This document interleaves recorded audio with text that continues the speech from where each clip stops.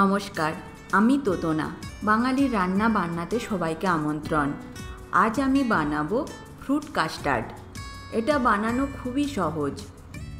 আমরা রোজ দুধ আর কোনো না কোনো ফল খেয়ে থাকি, কিন্তু ফ্রুট কাস্টার্ড মাঝে মাঝে বানানো যেতেই পারে। এর জন্য লাগছে দুধ 500 গ্রাম, কাস্টার্ড পাউডার 2 টেবিল চামচ।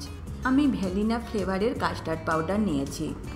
চিনি 3 টেবিল চামচ, আর নিয়েছি আমার পছন্দ মতো ফল, যেমন কলা, বেদানা, আম, আপেল আর তরমুজ।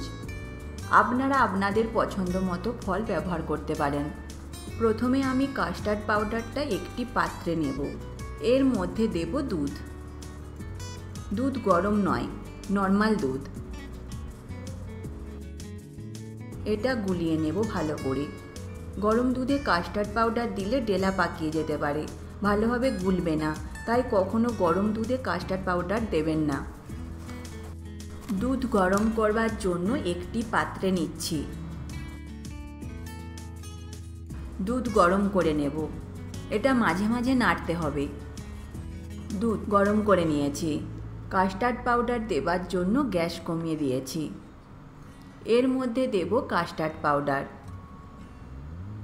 আর দুধটা নাড়তে থাকবো, তাহলে নিচে বসে বা ডেলা পাকিয়ে যাওয়ার ভয় থাকে না। এর মধ্যে দেব চিনি।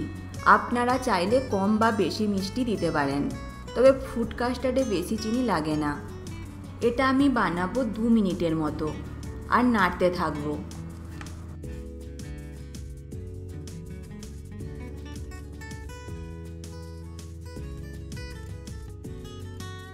এটা বেশি গাঢ় করবার দরকার নেই, ঠান্ডা হলে এমনিতেই বসে যাবে। এবার এটা নামিয়ে নেব একটি পাত্রে, আর ঠান্ডা হতে দেব। দুধ আর কাস্টার্ডের মিশ্রণ ঠান্ডা হয়ে গেছে। এটাকে আরও ভালোভাবে ঠান্ডা করবার জন্য ফ্রিজে রেখে দেব আরও 30 মিনিট। আগে থেকে ফল না কেটে এ সময় ফল কাটবেন, কারণ আপেল আর কলা বেশিক্ষণ কাটা থাকলে কালো হয়ে যায়। সব ফল আমি কেটেছি ছোট চৌকো চৌকো করে। বেদানা ছাড়িয়ে নিয়েছি। আপনারা আপনাদের মনের মতো করে ফল কেটে নেবেন। এটা আমি ঠান্ডা করে নিয়েছি। এর মধ্যে দিয়ে দেব সব কুচানো ফল।